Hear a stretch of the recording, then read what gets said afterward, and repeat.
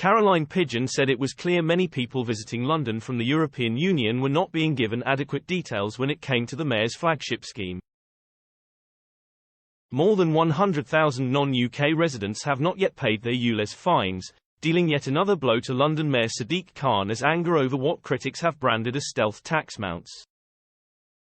Data has indicated that Transport for London, TfL, issued a total of 167,663 ULEZ fines to vehicles not registered in the UK.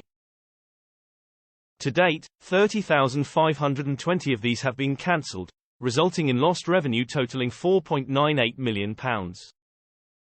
The remaining 115,048 total value, rugally £20 million, are classified as open cases, in other words, where the fines have not been paid and are being pursued, or are in process of being cancelled.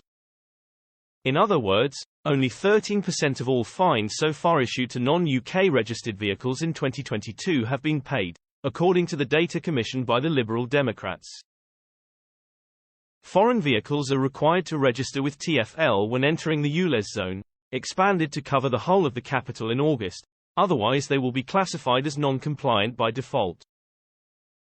However, many motorists coming from the EU do not seem to have realised this, said Liberal Democrat London Assembly member and transport spokesperson Caroline Pidgeon AM.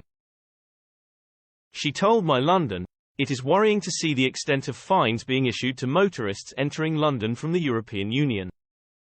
It is very clear that visitors are not being given clear information in advance of entering London and are then being faced with vigorous efforts to collect fines they had not been aware of. This information is clearly not being communicated well enough with ferry companies and Eurotunnel. If this issue is not solved, it risks doing serious damage to London's image as being open to visitors." Ms. Pidgeon added, "It is very clear that visitors are not being given clear information in advance of entering London and are then being faced with vigorous efforts to collect fines they had not been aware of. This information is clearly not being communicated well enough with ferry companies and Eurotunnel. If this issue is not solved, it risks doing serious damage to London's image as being open to visitors." TfL was only recently granted access to vehicle keeper details for France and the Netherlands via European parking collections. In accordance with the controversial scheme, drivers of older, more polluting vehicles are required to pay £12.50 a day to enter London or face a fine of £180, which is cut by half if paid within 14 days.